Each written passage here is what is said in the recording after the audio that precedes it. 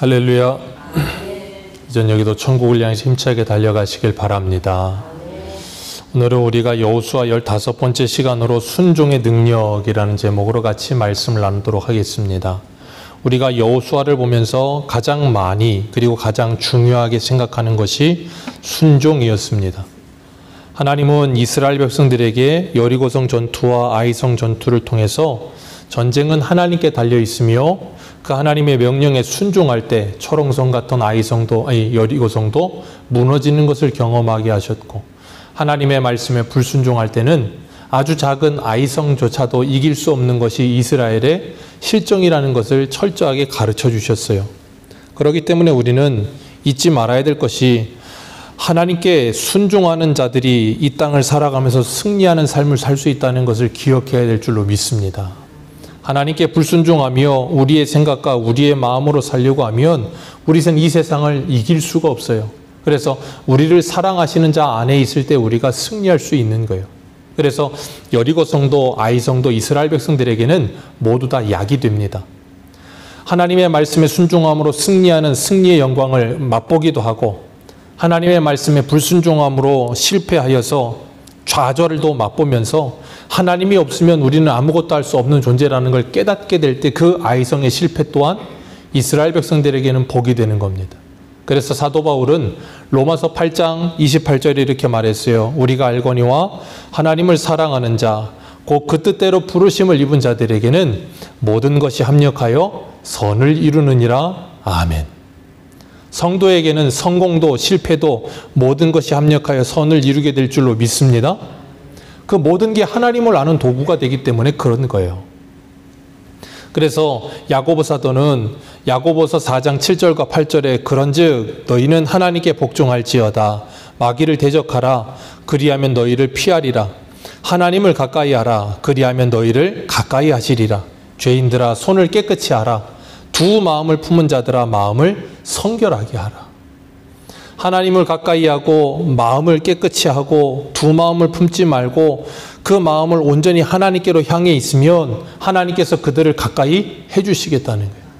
하나님이 그들을 가까이 해주실 뿐 아니라 그들의 대적 마귀를 뭐하게 하시겠다고요? 이기게 하시겠다는 거예요. 그렇기 때문에 우리가 이 땅을 살아가면서 잊지 말아야 될 것, 하나님의 말씀에 순종할 때 그 순종하는 자들만이 경험하는 하나님의 큰 은혜가 있는 줄 믿으시길 바랍니다. 그건 순종하여 하나님의 은혜를 누리는 사람만이 아는 거예요. 순종하지 않은 사람은 그걸 경험하지 못합니다. 마치 예수님께서 수가성의 혼인잔치에서 그 항아리에 물을 떠담게 하고 그 물을 떠다가 연회장에 갖다 주라고 할 때 순종한 하인이 그 놀라운 은혜를 알던 것처럼, 하나님의 말씀에 순종할 때만 하나님께서 우리에게 주는 그 놀라운 영적인 기쁨이 있어요. 그래서 로마서 1장 17절에 이렇게 말하죠. 복음은 하나님의 의가 나타나서 믿음으로 믿음에 이르게 하나니, 믿음으로 믿음에 이르게 하나니 오직 의는 믿음으로 말미암아 살리라. 하나님의 복음은 우리를 믿음으로 믿음에 이르게 하는 줄 믿습니다. 하나님의 선물인 믿음이 우리로 하여금 이 말씀에 순종하는 믿음으로 나아가게 하셔서 더 큰 은혜를 주시며 더 큰 믿음을 주신다 그 말이에요.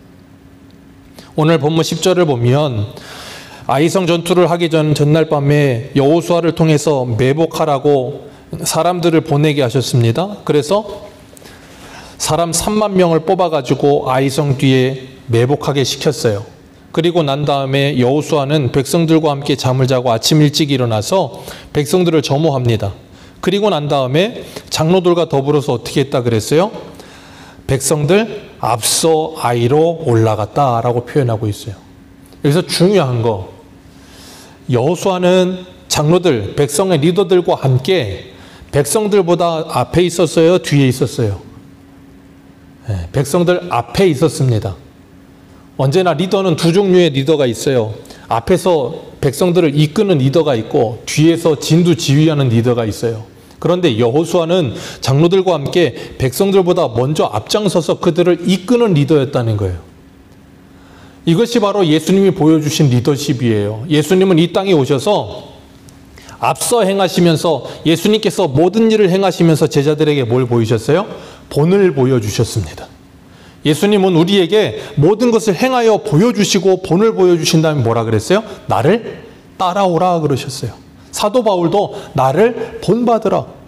바울이 그냥 하는 말이 아니고 예수님을 본받아 따라갔던 그 모습을 그대로 뭐하라는 거예요? 따라오라는 거예요.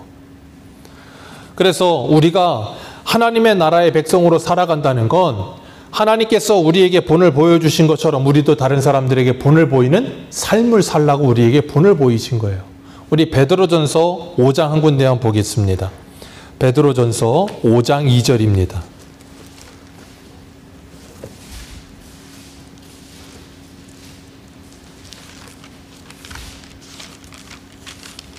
베드로전서 5장 2절.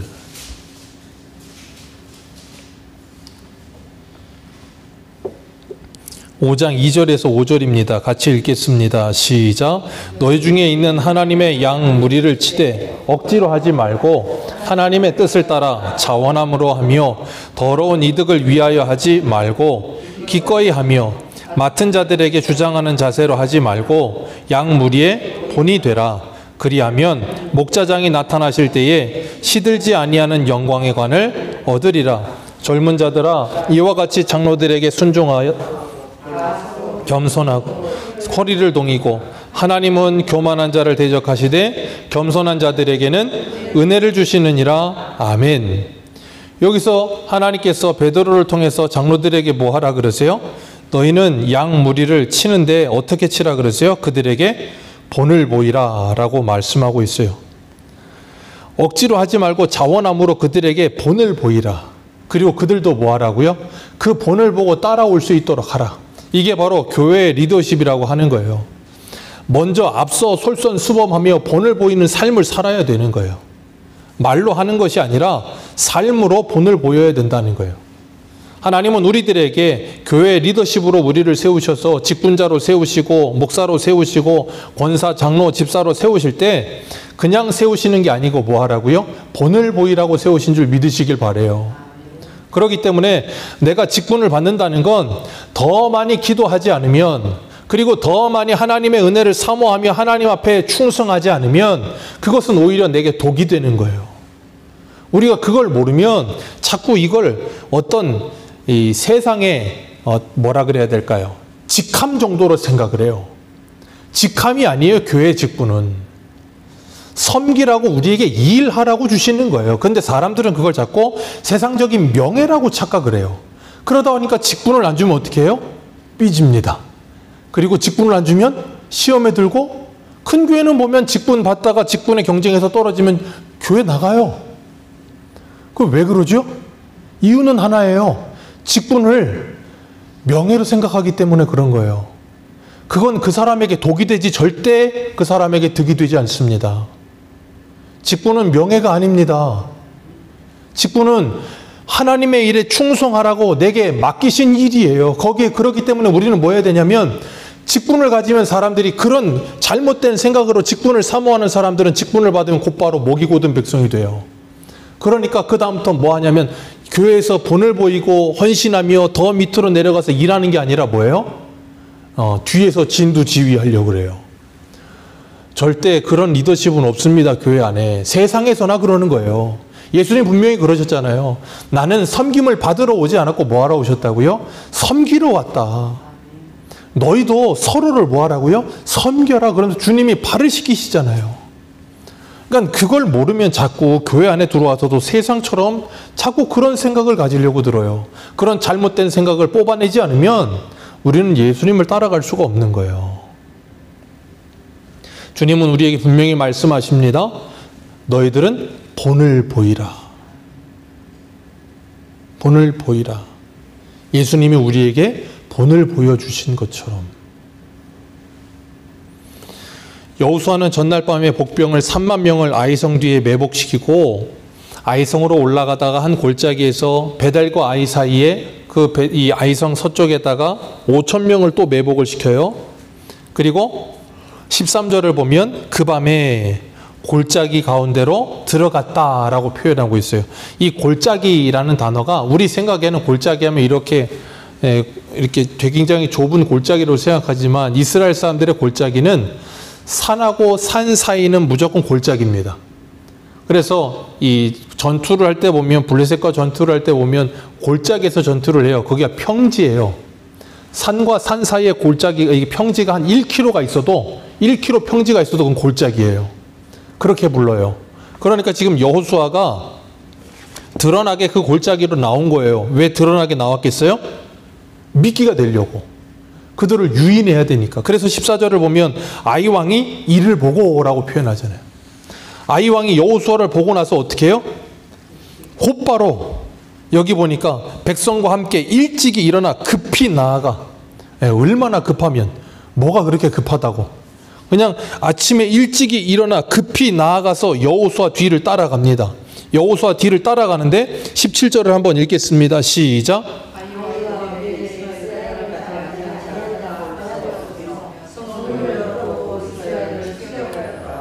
얼마나 빨리 급하게 따라갔으면 성문도 열어놓고 따라갑니다. 그리고 거기에 남아있는 사람들이 있어요, 없어요? 남아있는 사람이 하나도 없으며. 아니, 성문도 안 닫아놓고 성 열어놓고 거기 지키는 사람도 하나도 없으면 그 성은 어떻게 되는 거예요? 빈 성이에요. 어떻게 그렇게 만들어 놓고 갑니까? 그리고 14절의 하반절에 보면 뒤에 복병이 있는 줄은 알지 못하였더라. 그러니까 지금 여호수아가 저기 딱 골짜기에 보이니까 그걸 보고 나니까 순간적으로 눈이 돈 거예요. 저거 잡아야 된다. 그리고 앞뒤 재지 않고 그냥 달려가는 거예요. 그래서 망하는 거예요, 사람은. 주위를 살피고 전후 좌우를 보면서 이 일이 어떻게 되어지는지를 생각을 하면서 대비를 해야 되는데 즉흥적으로 대비는 하지 않고 뭐예요? 뭔가 보이면 그대로 가는 거예요. 직진이에요, 그냥. 그렇기 때문에 실수가 많죠. 하나님은 여호수아에게 하나님의 이 모든 방법을 가르치시면서 복병을 두라 그러셨어요. 그리고 여호수아는 복병 두고 서쪽에도 5,000명 매복시키고 유인 작전까지 써가면서 이 모든 일을 다 누가 시키셨다고요? 하나님이 시키셨다니까요. 그러면 하나님은 왜 그렇게 시키실까요? 18절 같이 한번 읽겠습니다. 시작.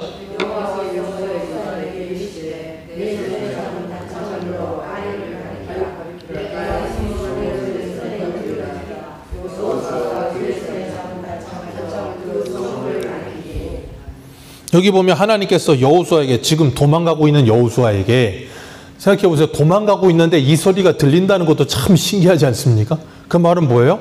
여호수아는 이미 이 모든 게 계획되어 있는 거예요, 하나님하고.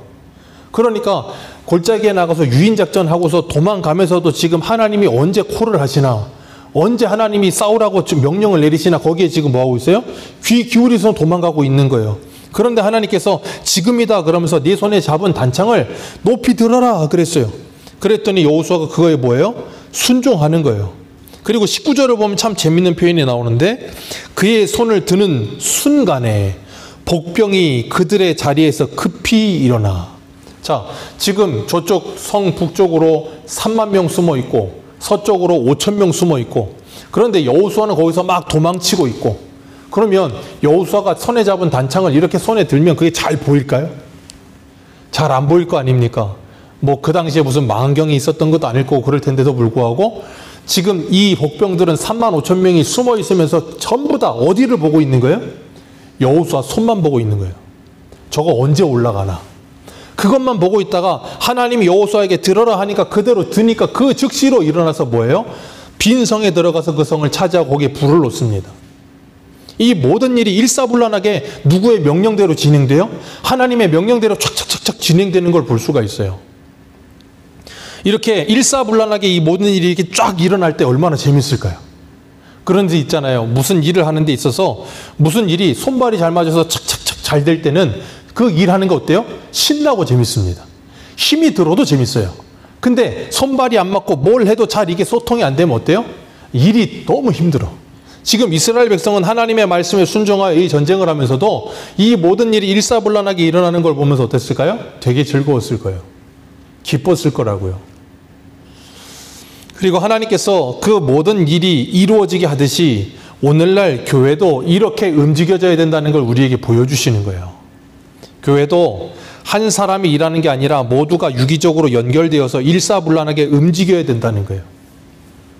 아이성의 성읍에 불이 올라오는 걸, 연기가 올라오는 걸 보고서는 도망가던 사람들이 되돌아섰고 매복들도 일어났고, 그러니까 아이성 군인들은 가운데에 샌드위치처럼 낀 거예요. 진퇴양난이 돼서 이도저도 아닌 거예요. 그런 상태에 있다가 어떻게 됩니까? 다 죽어요. 이 모든 게 누구의 말씀에 순종할 때 가능했다고요?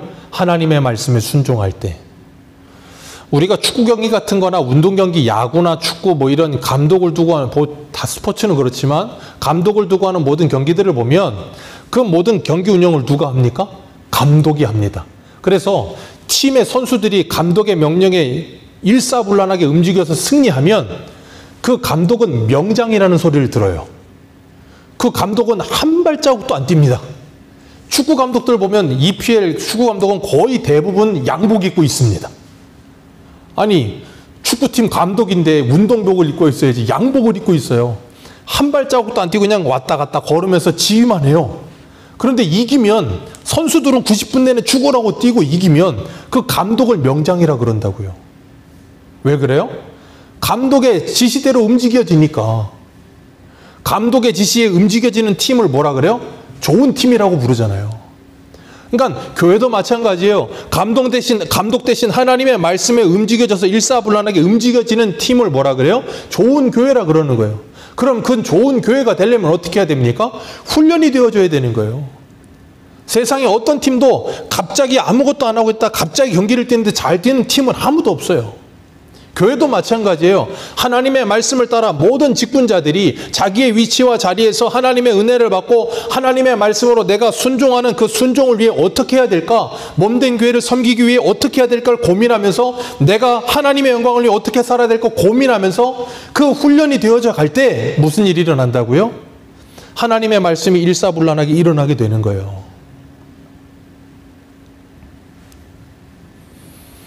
그러면 하나님은 왜 이렇게 이스라엘 백성들로 하여금 전쟁하게 하시는가? 하나님께서 이렇게 귀찮은 방법으로, 그리고 이렇게 효율성이 없는 방법으로 전쟁하실 필요가 없거든요. 그냥 하나님이 하늘에서 벼락을 쳐서 아이성을 깨트려 버리신다던가, 아니면 갑자기 저쪽에서 전염병이 불어와서 아이성이 한 번에 그냥 전염병에 아이성 사람들이 다 죽어버린다던가, 그러면 얼마나 쉽습니까? 그러면 뭐 매복을 할 필요도 없고 뭐 도망을 가면서 유인할 필요도 없고 그런 거 할 필요가 1도 없잖아요. 그런데 하나님이 그렇게 하시지 않는단 말이에요. 하나님이 그렇게 하시지 않는 이유는 딱 하나예요. 지금 이 전쟁에 참여하고 있는 이스라엘 백성들을 훈련시키시기 위해서예요. 하나님의 목적은 전쟁의 승리 이전에 이스라엘 백성들이 하나님의 말씀에 순종하는 법을 배우도록 훈련시키는 데 목적이 있는 거라고요. 그래서 예전에 어떤 노 목사님이 그러셨어요. 이 세상은 하나님이 우리의 천국을 훈련하는 훈련장이다, 그렇게 표현하셨어요. 하나님은 오늘도 우리를 통해 일하시는 줄 믿으시길 바랍니다. 전지전능하신 하나님, 초자연적인 역사를 일으키시는 하나님, 그런데 그 하나님은 그렇게 역사하시지 않는다는 거예요. 누구를 통해서 일하신다고요? 저와 여러분들을 통해 일하십니다. 전지전능하신 하나님은 홍해를 가르실 수도 있고요. 홍해 안에 애굽의 바로와 그 군대를 거기다 다 집어넣고 한순간에 수장시켜 버리실 수 있는 능력이 있으심에도 불구하고 그렇게 안 하신다고요. 누구를 통해서? 나와 여러분들을 통해서 하나님은 일하시기를 기뻐하세요. 그래서 하나님이 이 땅에 하나님의 나라가 이루어지도록 전도와 선교를 우리에게 맡기신 거예요. 그래서 사도행전 1장 8절에 예수님이 뭐라 그랬어요? 오직 성령이 너희에게 임하시면 예루살렘과 온 유대와 사마리아와 땅끝까지 이르러 너희가 내 증인이 되리라. 하나님의 말씀의 증인이 되리라. 그래서 하나님과 세상을 화목하게 하며 그리스도를 대신하여 그 사신이 되어서 우리가 이 세상 가운데서 주의 복음을 전하는 일을 하게 하시겠다는 거예요. 생각해 보세요. 하나님이 왜 그렇게 비효율적인 일을 시키시느냐고요. 그렇게 안 해도 하나님을 안 믿는 사람들 그냥 본보기로 한 2,000명 정도만 차례대로 그냥 벼락을 쳐버리면 이 세상에 하나님 안 믿을 나라가 있겠습니까? 하나님이 갑자기 막 예전에 무슨 그 영화 있었잖아요. 지옥인가요? 사람들이 있는데 무슨 지옥 괴물 같은 게 나와서 사람들을 막 해갖고 막 죽이고 그런 걸 사람들이 다 쳐다보고 그러니까 온 나라가 막 두려워하고 막 그런 영화가 있었어요. 그런 것처럼 하나님이 나라마다 한 10번씩 그런 일들이 일어나게 해보세요. 나라마다. 그럼 하나님 안 믿을 나라가 어디 있냐고요. 다 믿을 겁니다. 그런데 하나님은 그런 일을 안 하세요. 너무나 효율적이지 않게 말도 잘 듣지를 않고 모자라고 허물투성이고 하나님을 오늘 새벽의 말씀처럼 복의 근원이신 하나님을 막 발로 차버리고 하나님한테 땡깡 부리고 그러는 우리들을 데려다가 하나님의 일을 맡겨놓으시고 하나님의 말씀을 넣어주시고 우리에게 집으로 돌아가래요. 그러면 그 말씀을 여기에도 담고 하나님의 은혜를 담고 여기 집에 담고서 집에 돌아갔는데 집에 가자마자 우리는 어떻게 해요? 그 받은 은혜를 다 쏟아버릴 때가 있다고요. 안 그러세요? 받은 은혜를 다 쏟아버려 막. 그러면 주 예수를 믿으라 그러면 너와 내 집이 구원을 얻으리라 그랬는데 가장 그 내 집을 복음화시키는데 방해되는 게 누구예요? 나예요. 그런데 하나님은 그런 나를 계속 말씀을 주시면서 가라 가라 그러시는 거예요. 얼마나 비효율적입니까? 근데 하나님이 그 일을 시킨다고요. 왜요? 하나님은 제가 늘 말씀드리지만 무언가 이 땅에 대단한 일을 이루는데 하나님의 목적이 있진 않아요. 하나님의 사람을 양육하는 데 목적이 있는 거예요. 그리고 그 말썽쟁이 하나님의 사람이 양육되어서 그들을 통해 하나님의 구원의 역사들이 일어나는 걸 보기를 원하시는 거예요. 그래서 하나님이 오래 참으시면서 변함이 없이 우리는 하나님을 발로 차버리고 하나님을 버리고 떠나기도 하지만 또 데리고 와서 가르치고 또 데리고 와서 가르쳐서 얘들이 말을 듣고 순종하여 하나님을 따를 때까지 붙들고 가르치고 붙들고 가르쳐서 하나님께 자원함으로 순종하게끔 만들어내시는 거예요. 그리고 나면 하나님이 뭐 하신다고요? 너 참 잘했다 그러신다고요. 그럼 그걸 우리가 잘한 겁니까? 그렇게 되도록 수많은 시간 우리를 위해 고생하신 그 하나님의 은혜가 아닙니까? 그렇기 때문에 우리가 잊지 말아야 될 것, 하나님의 일에 하나님이 우리를 자꾸 참여시키고 동참시키실 때 그걸 귀찮아하지 마세요. 하나님이 우리에게 말씀을 주시고 가정으로 가라고 하실 때 그걸 귀찮아하지 마세요. 하나님이 우리에게 이 몸된 교회에 봉사하고 헌신하라고 할 때 그걸 귀찮아하지 마세요. 우리는 자꾸 그걸 착각해요. 어떻게 생각하냐면 나는 그런 거 하고 싶지 않다는 거예요. 나는 봉사도 하기 싫고 나는 헌신도 하기 싫고 다 하기 싫다는 거. 나 일 시키지 말라고. 나는 예배만 드리고 싶다고. 그게 제일 어리석은 사람이에요. 그걸 오늘 새벽에 신명기 32장에서 뭐라 그랬어요? 여수론이 먹고 살찌니까 어떻게 됐다고요? 멍청해져서 복을 발로 차버렸다 그러시잖아요. 그게 복을 발로 차버리는 거예요. 하나님이 복받을 기회를 주고 있는데 자기가 그걸 막 그냥 밀어내는 거예요. 나는 싫다고. 그럼 하나님의 복을 못 받으니까 어떻게 해요? 하나님의 복을 받고 은혜를 받을 수 있는 기회를 주는데 그걸 발로 차니까 그 은혜와 복이 메말라 버리니까 점점 어떻게 해요? 영혼이 핍절해 가는 거예요. 그러니까 원망과 불평이 가득하고 은혜는 점점 말라버리는 거예요.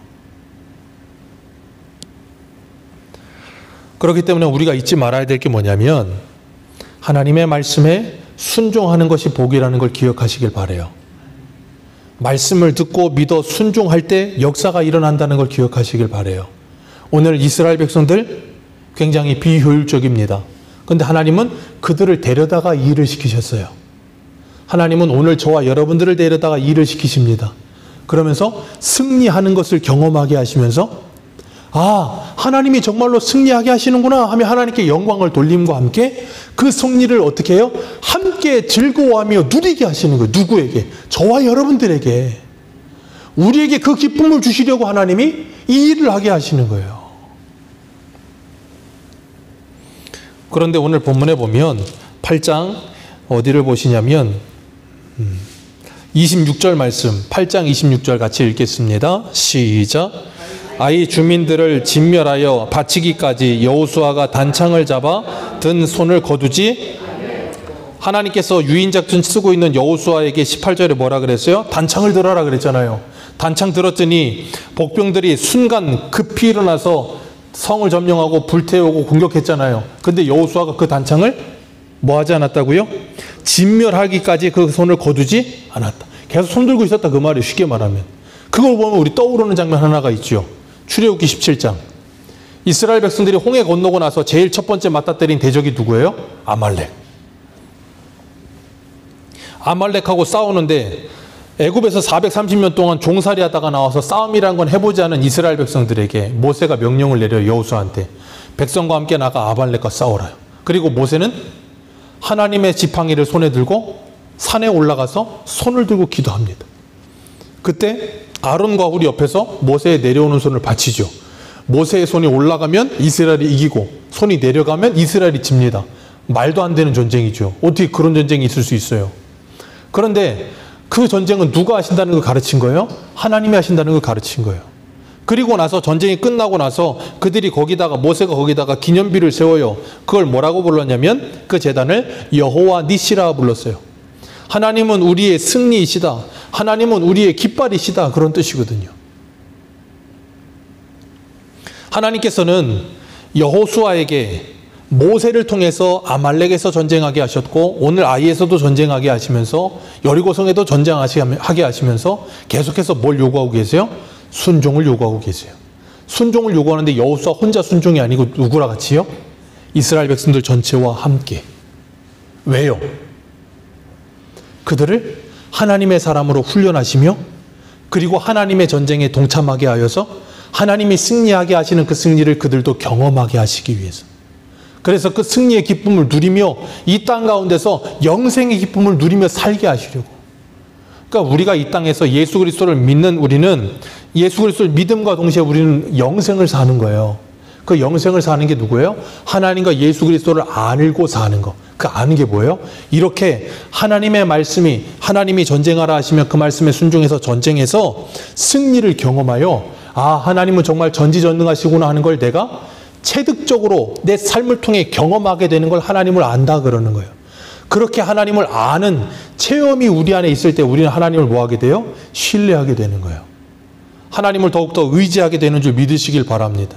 하나님은 오늘도 우리가 그렇게 되도록 여러분의 삶 속에서 하나님이 여러분들을 끊임없이 부르셔서 하나님의 일을 맡기시는 거예요. 그런데 우리는 그 일을 맡아서도 자꾸 뭐 한다고요? 넘어지고 실패합니다. 때로는 좌절합니다. 그래서 사람들이 보기에 그 일은 굉장히 비효율적인 것처럼 느껴집니다. 근데 하나님은 그 일을 계속하십니다. 그래서 반드시 그들을 하나님의 군대를 만들어내시는 거예요. 그 훈련을 하는 일이 쉽지 않아요. 예전에 2002년 월드컵이 우리나라에서 일어났을 때 우리나라 국가대표 감독이 누구였어요? 히딩크였죠. 히딩크 감독 우리나라 처음 와가지고 욕 바가지로 먹었습니다. 엄청나게 욕했어요. 왜냐하면 와가지고 선수들 무슨 기술훈련 시키고 뭐 그런 게 아니라 죽어라고 체력훈련만 시키는 거예요. 그래가지고 사람들 온 국민이 히딩크 감독을 욕했어요. 아이 무슨 외국 감독 데리고 왔더니 뭐 신문물과 어떤 특별한 무슨 전술 전략이 아니고 맨날 애들 뺑뺑이만 돌리고 훈련만 시킨다. 근데 월드컵 들어가서 딱 열고 보니까 그렇게 죽어라고 뛰게 만들었던 그 체력 훈련이 그 친구들을 4강까지 올려놨어요. 하나님은 우리들을 그렇게 훈련시키시는 거예요. 하나님의 명령에 무조건적으로 순종함을 통하여서 뭐하게 하세요? 우리가 나도 모르는 사이 그렇게 업그레이드 되며 자라가게 하시는 그 믿음이. 오늘날의 우리의 가장 큰 문제는 다른 게 없어요. 딱 하나입니다. 하나님의 말씀을 믿고 순종함이 없어요. 우리 전 세대에는 그냥 하나님의 말씀이라면 아멘이고 순종이었어요. 그런데 그러다가 이 다음 세대들이 조금 이 지적인 능력이 뛰어나지기 시작하고 이성이 뛰어나지고 이제 사람들이 배움이 많아지다 보니까 어떻게 됐는가 하면 부모 세대를 보면서 너무나도 비효율적인 것 같은 거야. 아니 하나님을 믿는데 꼭 저렇게 믿어야 되나? 저렇게 무식하게 하나님을 믿을 필요가 뭐 있나? 그런다고 무슨 복을 받나? 그런 생각을 자꾸 하는 거예요. 그러다 보니까 뭐가 없어지기 시작했냐면 하나님의 말씀을 믿고 순종함이라는 게 사라져버렸어요.